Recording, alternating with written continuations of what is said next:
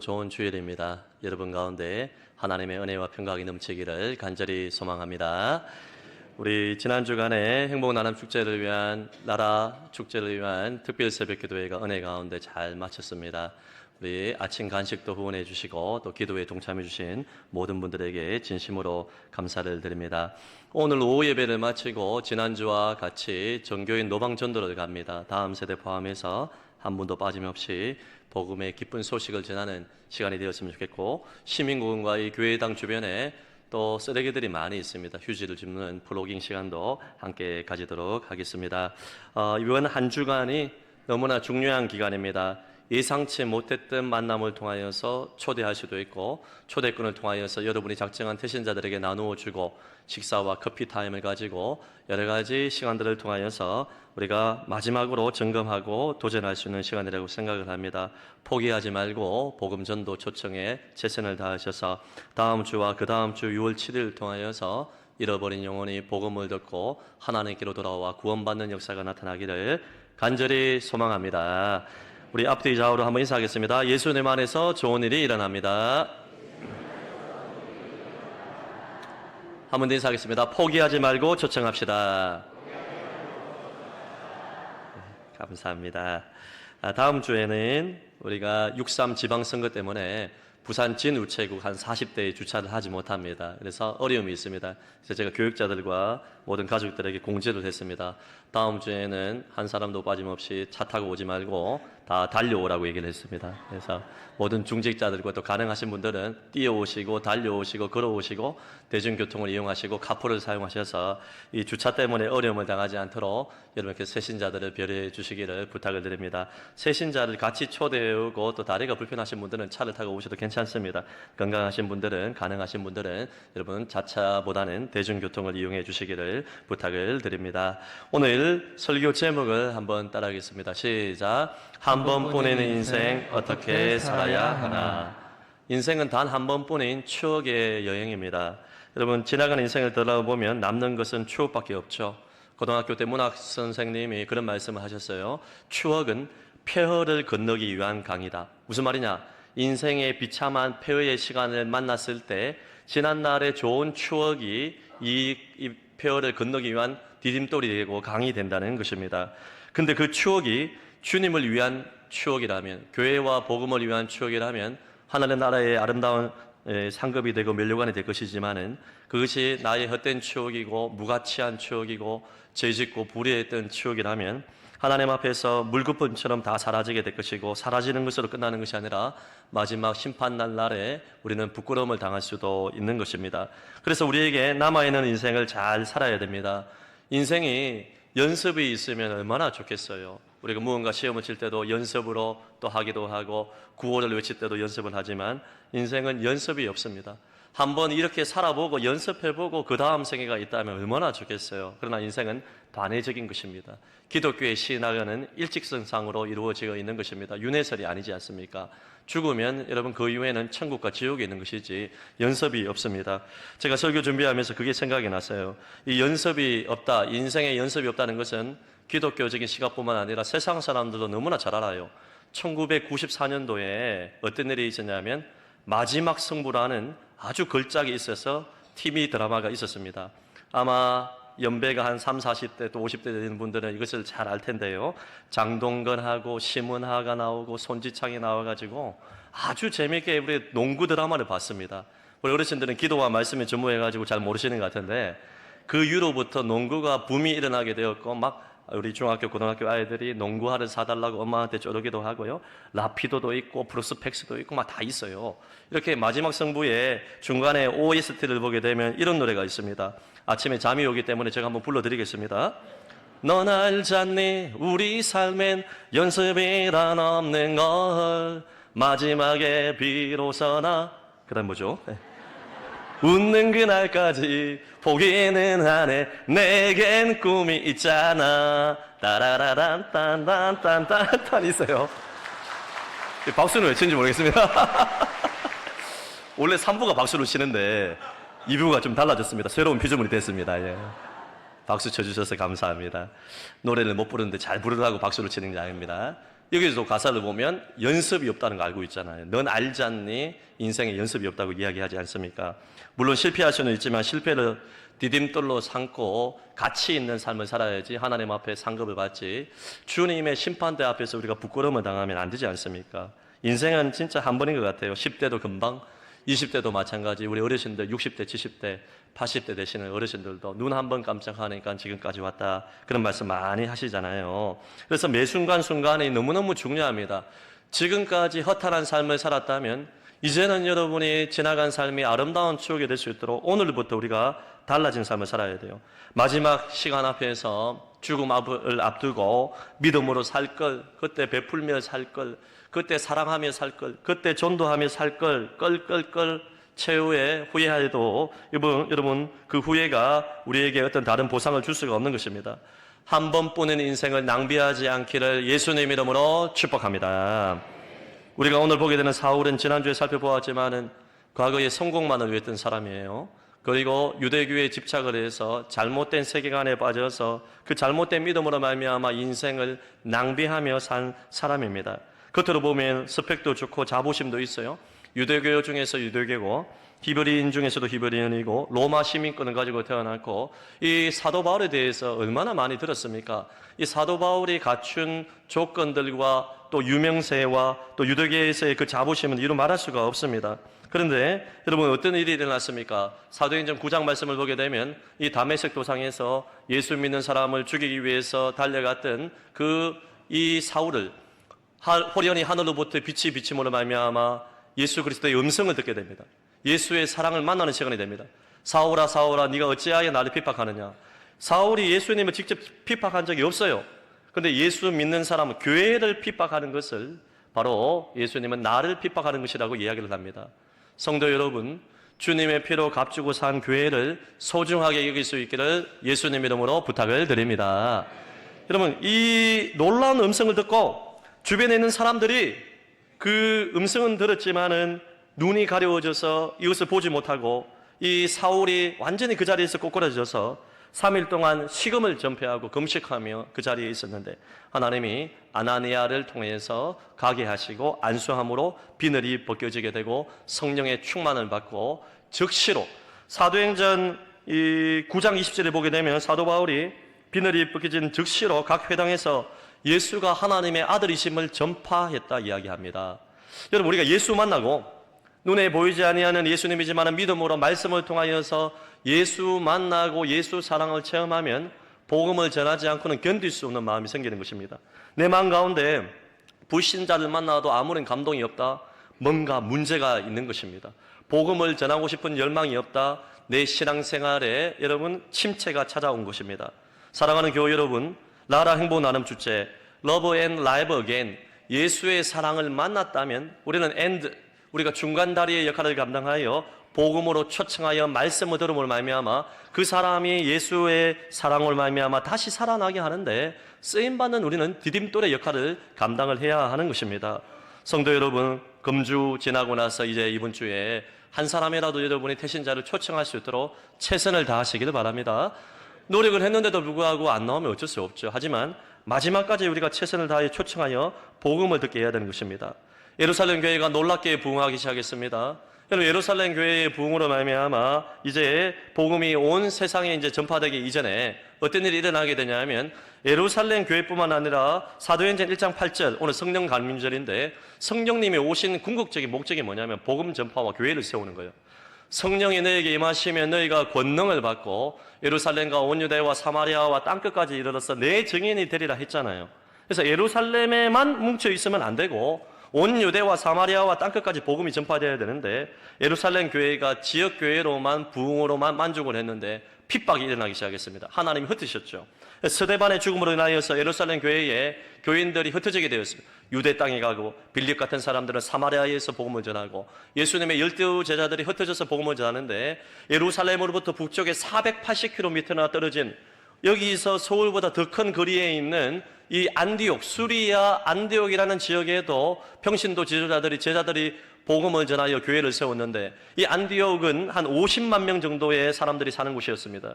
지금은 50만 명이 좀 큰 도시지만은 뭐 서울도 있고 부산도 있고 뭐 대구도 있지만은 그 당시에 50만 명은 여러분 이루 말할 수 없는 큰 도시입니다. 로마의 대표적인 도시가 로마, 여러분 알렉산드리아 그리고 수리아 안디옥입니다. 이 거점 지역에 놀라운 부흥이 일어났는데 목회자가 아무도 없었어요. 평신도 지도자들이 복음을 전하여서 교회를 세우게 되었는데 예루살렘 교회가 그것을 보고 바나바라는 목회자를 보내서 그곳에서 말씀을 가르쳤는데 이 바나바가 예루살렘 안디옥 교회를 가보니까 하나님의 은혜가 충만한 거예요. 하나님의 은혜를 보고 기뻐하여서 진리의 말씀을 선포했는데 더 놀라운 부흥의 역사가 일어나게 되었습니다. 교회가 너무나 자꾸 부흥하니까 이 안디옥에 있는 바나바가 어떻게 했냐면 사울을 초대를 하게 된 것입니다. 그 전에 여러분 바나바의 이 모습을 한번 보면요. 사도행전 11장 24절 보면 바나바 목회자가 어떤 사람이냐. 시작. 바나바는 착한 사람이요 성령과 믿음이 충만한 사람이라. 이에 큰 무리가 죽게 더하여 지더라. 아멘. 착한 사람이고 성령과 믿음이 충만한 사람이다. 저뿐만 아니라 우리 모든 성안의 교우들이 바나바 같은 사람이 되면 분쟁과 어려움이 있는 곳에서도 피스메이커가 되어 복음을 통하여서 하나 되게 만드는 일들이 일어날 수 있습니다. 여러분이 바나바처럼 착한 사람과 성령과 믿음이 충만한 사람이 될 수 있기를 예수님 이름으로 축복합니다. 여러분, 바나바가 사울을 초대했어요. 사울을 초대하는 것은 쉬운 게 아니었습니다. 사울이 나중에 바울로 이름 바뀌었는데 그는 히브리식 이름, 헬라식 이름의 차이지 큰 다른 차이는 아닙니다. 바울이 이전에 예수 믿는 사람들을 핍박하고 옥에 가두고 스데반을 죽이는데 가편투표를 하고 죽였던 사람인데 10년이라는 시간이 지났는데 다소라는 고향에 있어서 데려온다는 것이 쉬운 게 아니에요. 10년 동안이라도 여러분 이 바울이라는 이름은 잊을 수가 없는 이름입니다. 여러분의 가족 가운데 누군가를 옥에 가두고 죽인 사람 잊을 수 있습니까? 그 상처가 응어리지 있지 않습니까? 그럼에도 불구하고 바나바가 디딤돌이 되어서 사울의 회심에 대해서 증언을 해주고 사울을 초대해서 목회를 하기 시작했습니다. 바나바와 사울이 와서 성경을 증거하고 목회를 하니까 교회가 안정되고 부흥하고 성장하기 시작했습니다. 여러분, 하나님은 사람을 통해서 일하십니다. 목회도 하나님이 하시는 것입니다. 여러분, 하나님께서 이렇게 하시는데 그때부터 비로소 그리스도인이다라는 사람을, 예수 믿는 사람들을 칭하게 되었다. 예수의 제자다, 예수쟁이다, 이런 뜻입니다. 좀 비하하는 말로 했지만 불신자들이 딱 봤을 때 예수 믿는 사람이 좀 구별되고 거룩하고 또 다른 종자 같아요. 또 다른 모습으로 사는 모습을 보고 그리스도인이다, 우리와 다른 사람이다 칭송을 하게 된 일이 일어나게 됩니다. 여러분, 여러분의 가족의 구성원들과 불신자들이 여러분 볼 때 당신은 참 예수님 닮았습니다, 예수님 같습니다, 이런 얘기 들으면 전도가 이제 끝이 난 거예요. 다 통하게 되는 것입니다. 우리 앞뒤 좌우로 믿음으로 고백할까요? 지금은 그렇지 않다 할지라도 당신을 보니까 예수님을 보는 것 같습니다. 우리 부부끼리 앉아있는 분들은 이 고백하기가 정말 어렵죠.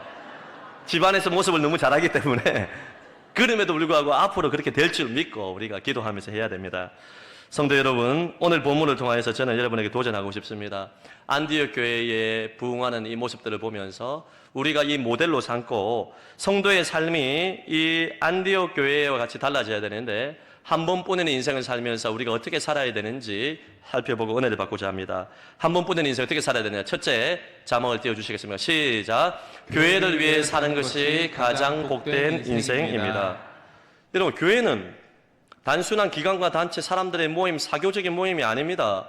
겉으로 보기에는 사람들의 모임인 것 같지만은 교회는 주님의 피로 값주고 사신 그리스도의 몸이요, 하나님의 백성들의 모임이요, 성령께서 거하시는 정과 장소가 되기 때문에 교회는 영광스러운 곳입니다.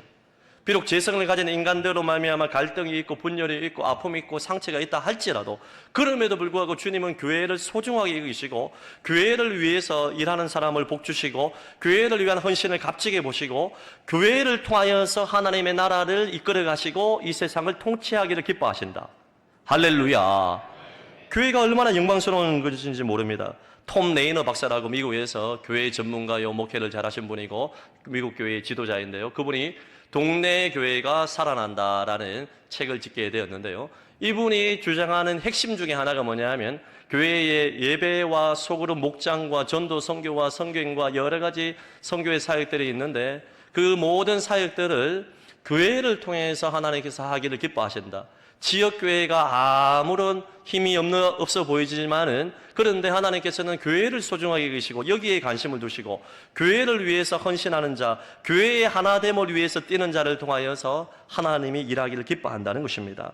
한 번뿐인 인생을 살아가는 사람에게 가장 존귀한 인생을 사는 비법을 제가 한 가지만 알려달라고 하면 바로 주님께서 피로 값주고 사신 교회를 위해 사는 것이 바로 하나님 나라와 복음과 하나님의 영광을 위해 사는 것이고 가장 가치 있는 삶이고 천국 앞에 있었을 때 주님께서 물어보실 때 교회를 위해서 교회의 하나됨과 거룩함과 복음 전파를 위해서 무엇을 하며 왔느냐 물어보실 때 가장 자신 있게 대답하시는 것이라고 생각을 합니다.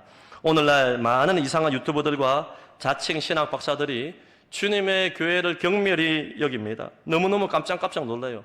유튜브도 아무것도 보면 안 됩니다. 어떤 장로가 나와서 어떤 목사가 나와서 어떤 신학생이 나와가지고 오늘날의 교회를 신랄하게 비판합니다. 사랑의 마음이 하나도 담겨있지 않은 것으로 교회를 무너뜨리려고 합니다. 주님께서 세우신 목회자의 권위를 인정하지 않습니다. 장로, 권사, 집사라는 이 모든 직분제를 아주 필요 없는 것인 것만 마냥 비판을 합니다. 만인 제사장서를 잘못 해석해서 말씀을 가르치는 교육자들에 대해서도 완전히 무시를 합니다. 누구든지 말씀 가르칠 수 있지 이렇게 이야기를 하면서 주의 종에 대해서도 교회의 제도에 대해서도 모임에 대해서도 필요 없다 이야기를 합니다. 주일 예배와 11조를 비롯한 각종 모든 성도의 기본 자세와 아름다운 헌신을 아무것도 아닌 양 비판을 하고 나홀로 신앙 내가 복음으로 살아가도록 부추기고 있습니다. 절대로 속아서는 안 됩니다. 톰 레이너 박사는 사도행전을 비롯한 하나님의 말씀을 연구해 보니까 저도 마찬가지예요. 66권의 말씀 에베소서와 사도행전을 비롯한 구약에 나오는 광야교회를 연구해 보면 교회는 영광스러운 곳이고 비록 죄인들의 모임이지만 하나님은 교회를 기뻐하시기 때문에 교회의 하나됨을 위해서 뛰고 교회의 거룩함을 위해서 헌신하고 교회를 위해서 헌신하는 것을 하나님이 기뻐하시고 천국의 상급으로 받아주신다는 것입니다. 안디옥 교회가 이것을 너무나 잘 보여주고 있는데요. 여러분 안디옥 교회의 리더들을 한번 보십시오. 구성원들을 한번 보십시오.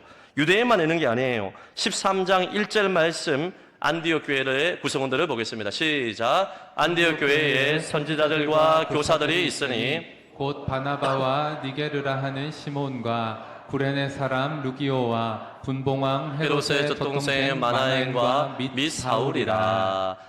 하나님이 안디옥 교회를 통해서 일하기를 기뻐하시고 복음을 전하도록 하셨는데 이 구성원 선지자들과 교사들 리더를 보십시오. 바나바는 목회자의 역할을 감당했던 리더였는데 구브로 사람 키프로스 이방인의 성의 사람이고 레이 족속의 유대인이라고 볼 수가 있습니다.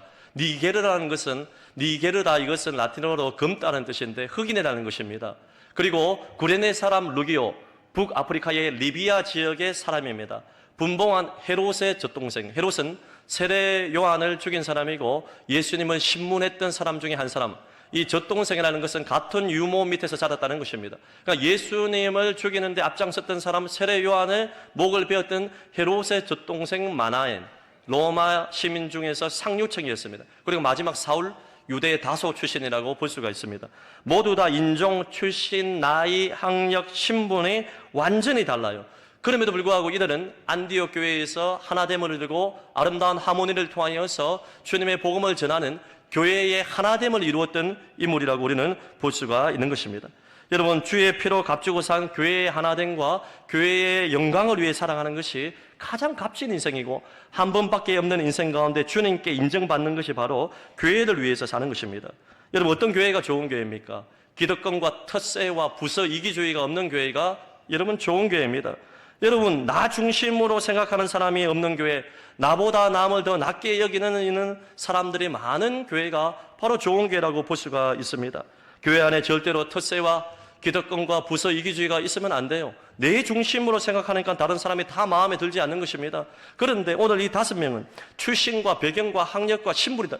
그 당시는 신분사회예요. 그러면 로마 시민권의 상류층과 또 하층민들과 이 흑인들은 비교할 수 없는 신분의 차이가 있음에도 불구하고 부서 이기주의나 기득권이나 텃세를 내세우지 아니하고 자기 중심으로 생각하지 아니하고 나보다 남을 낮게 여김으로 말로써 행실로써 교회를 하나 되게 하고 교회를 위해서 헌신하고 교회를 통해서 이랬기 때문에 하나님의 위대한 복음 전파가 일어나게 되고 이들이 상급을 받게 된 것입니다. 성령님은 교회를 하나 되게 하십니다. 교회를 사랑하는 자를 기뻐하십니다. 주님께서는 교회를 소중히 여기는 자를 소중히 대한다고 말씀을 하셨습니다. 오늘 성경 말씀을 나와 있지만은 이 하나됨을 위해서 노력했던 5명들 얼마나 아름다운 일을 이뤄냈습니까? 반대로 사탄은 분열을 일으킵니다. 사탄의 뜻 자체가 분열입니다. 이간질하는 자입니다. 거짓말하는 자입니다. 사탄 마귀가 아담과 하와를 속여서 분열되게 만들었죠. 서로 미워하고 분쟁하게 만들었죠. 내 뼈 중에 뼈, 살 중에 살이라고 고백했던 아담의 입술에서 너 때문에 내 인생이 이렇게 됐다고 타철하게 됩니다. 하와도 마찬가지 아니겠습니까? 가정과 교회를 분열시키는 것은 바로 사탄의 배후의 역사라는 것을 알아야 됩니다. 교회가 어떤 일을 할 때 조금만 내 생각이 다르면 거침없이 비판하는 사람들이 있습니다. 자기는 쏙 빼놓고 여론을 조장하여 마치 목회자가 큰 문제가 있는 것처럼. 여러분, 어떤 유튜브들을 보세요. 잘 알지도 못하는 삼자의 교회를 향하여서 얼마나 신랄하게 비판하는지 모릅니다. 여러분, 장로, 권사, 집사, 목사, 리더 등 모든 사람들을 다 안 좋게 얘기해요. 굿파이브 운동을 아무리 외쳐도 배드파이프만 얘기하는 사람 너무나 안타깝습니다. 여러분, 교회를 생각하고 사랑해서 하는 말인데 라고 말로는 그렇게 포장하면서 공동체를 깨는 경우가 여러분 있다는 것입니다. 우리 교회는 이게 문제고 저게 문제고 그렇게 말하는 사람이 문제입니다. 문제없는 교회가 어디에 있습니까? 아무리 교회가 성장하고 부흥해도 매일 못마땅해 하면서 교회의 하나됨을 깨뜨리는 사람, 이것이 참으로 문제입니다. 이 습관을 완전히 고쳐야 되는 것입니다. 오늘 이 앉아있는 또 말하는 저와 마찬가지고 이 문제 앞에서 자유로운 사람이 어디에 있어요? 우리는 입만 열면 원망 불평하는 것이 습관이 아니겠습니까? 여러분, 당신을 위해서 하는 말인데 그 말을 던진 다음에 상대 성도를 향하여서 마구 비판의 화살을 쏘는 경우들이 있습니다. 제가 목회하면서 가장 조심하는 사람이 누구냐 하면 목사님, 제가 목사님을 위해서 하는 말인데 여러분 말고도 저 위해 주는 사람 많아요.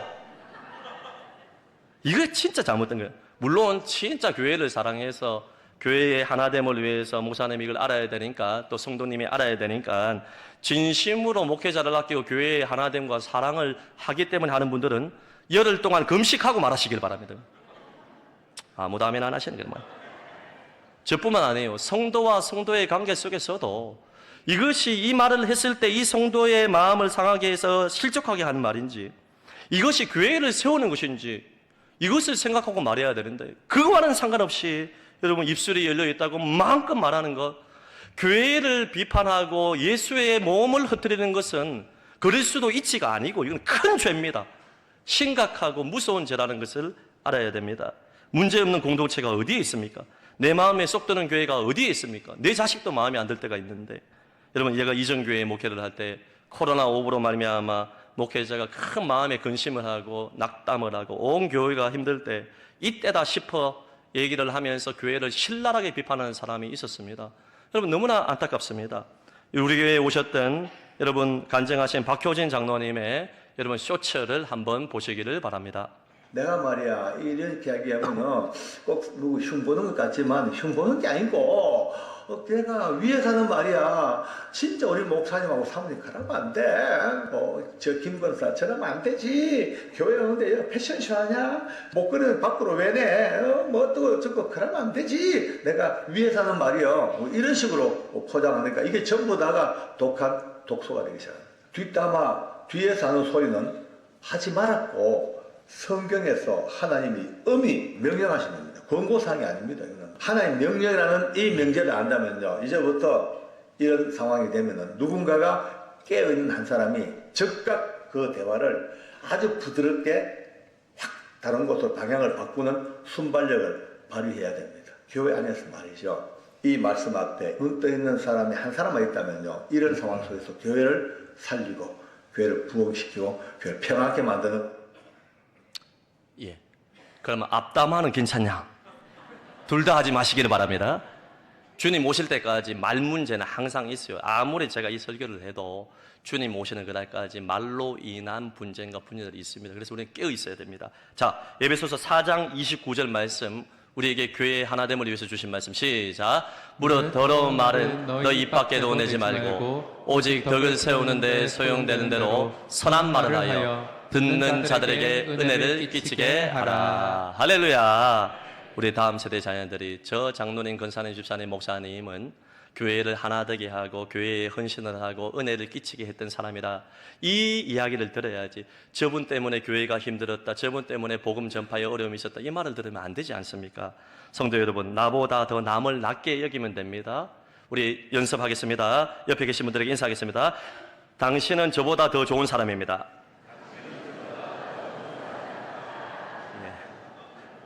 속으로는 내가 더 낫지 생각하죠. 그러면 안 됩니다.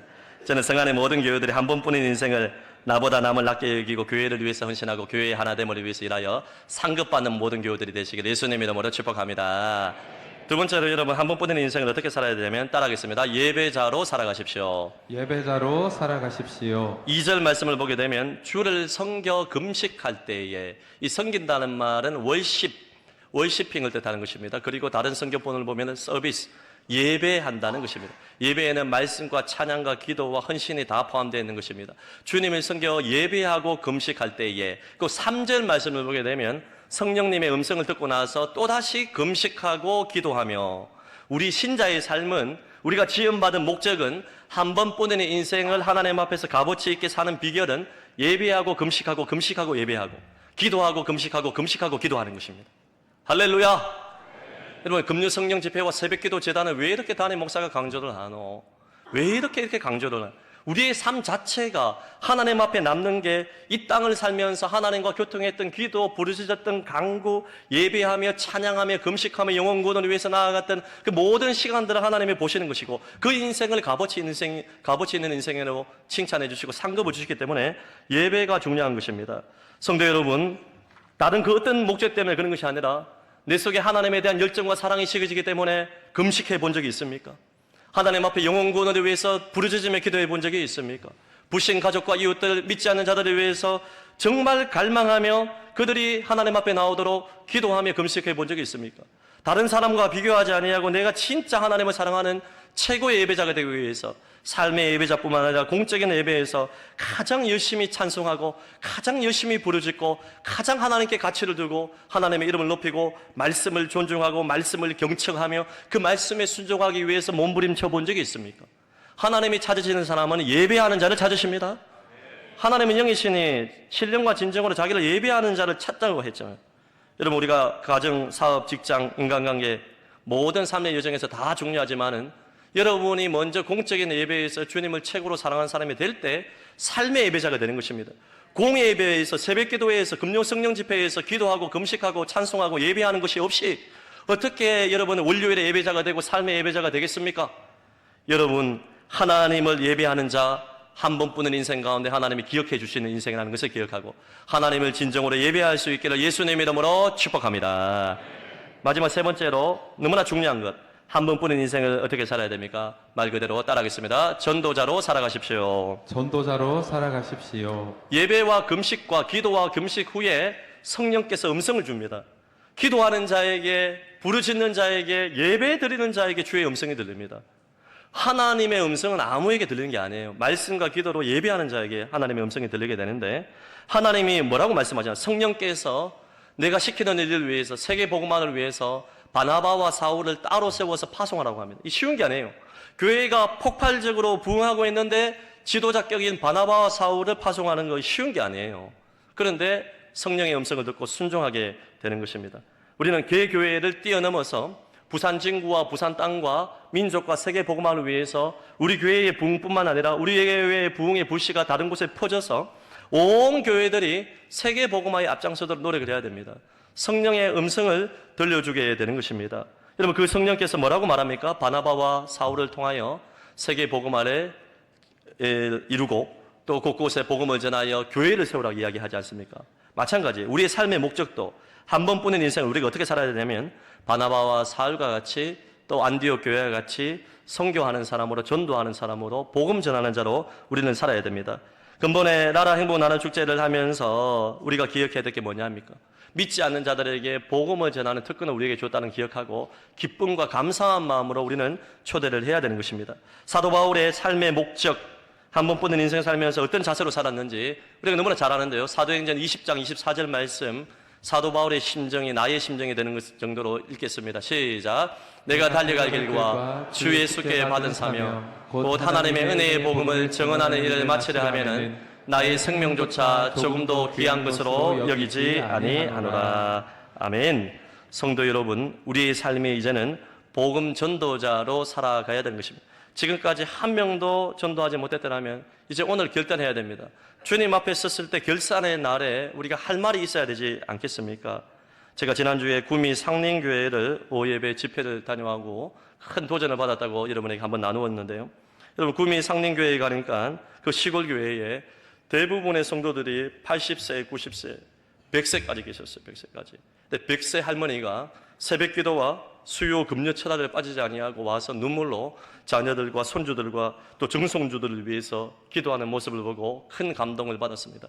98세의 할아버지가 화요일, 수요일, 목요일 일주일에 3번에 나와서 노방 전도를 하고 복음을 전하고, 이분이 새로운 단임 목사님 부임하고 나서 전도를 강조하시니까 90세부터 9년 동안 매일 일주일에 3번씩 복음을 전하시고, 자신의 자녀들과 손주들이 안정적으로 잘 살아가는 모습을 보고 자신이 남은 부모로부터 받은 그 유산을 교회와 복음과 가난한 자들을 위해서 써달라고 작정을 하고 하나님 앞에 헌금을 드렸다고 합니다. 허리가 굴부정하는데 얼굴에 빛이 나는 것 같아요. 98세 할아버지 모습, 제가 지난 금요성령 집회도 보여줬는데 한번 사진을 한번 보시겠습니까? 저 중간에 계신 분이 98세의 할아버지인데 복음을 열심히 지금도 전하고 있고 교회에 덕을 세우고 헌신을 하고 있습니다.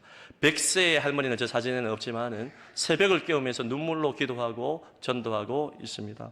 성도 여러분, 한 번뿐인 인생을 우리는 복음 전도자로 살아가야 할 것입니다. 말씀의 결론을 맺도록 하겠습니다. 여러분, 한 번뿐인 인생을 어떻게 살겠습니까? 여러분, 우리가 정말 하나님 앞에 서게 될 것인데, 우리가 이 10대, 20대, 30대, 70대, 80대를 그냥 허투루 안 좋은 추억으로 다 흘러가는 물처럼 보내고 나서도 아무런 심판이 없다면, 마지막 날이 없다면 막 살아도 됩니다. 전도서 말씀에도 이야기하잖아요. 젊은이들이 네 눈에 보이는 대로 마음대로 살아라. 마지막 날에는 심판이 있다는 것을 기억하라 이야기를 하지 않습니까? 반드시 하나님 앞에 서게 될 것인데 우리가 천국에 가서 제일 후회하는 게 무엇이겠습니까? 저는 다른 것이 아니라고 생각합니다. 오늘 3가지라고 생각합니다. 주님께서 기회를 주셨음에도 불구하고 교회의 하나됨과 교회의 영광을 위해 살지 아니하고, 교회를 위해서 헌신하지 아니하고 교회를 쉽게 생각하고 교회의 하나됨을 깨뜨리고 원망하며 불평하며 교회와 상관없이 사는 것, 가장 안타까운 인생입니다. 하나님 앞에 상급이 없을 것입니다. 여러분, 두 번째는 하나님을 진정으로 예배하고 기도하고 금식하고 기도하며 금요 성령 집회와 새벽 기도뿐만 아니라 공적인 모든 예배에 나와서 하나님을 진정으로 예배하고 삶의 예배자로서 주를 섬기며 살아가는, 이것이 하나님의 상급을 받는 것입니다. 그리고 마지막 3번째로 복음을 전하여 영혼을 구원하는 것입니다. 이번 나라 행복 나눔 축제에 한 영혼이라도 초대하여 복음을 듣게 하여 그들이 구원을 받는다면 이보다 영광스러운 상급이 어디에 있겠습니까? 성안의 모든 교우들이 이 3가지를 실천하여 천국에서 상급받고 후회 없는 인생을 살고 남은 모든 인생이 하나님 앞에서 복될 수 있기를 예수님 이름으로 축복합니다. 들은 말씀을 기억하며 우리 하나님의 부르심 찬송하겠습니다.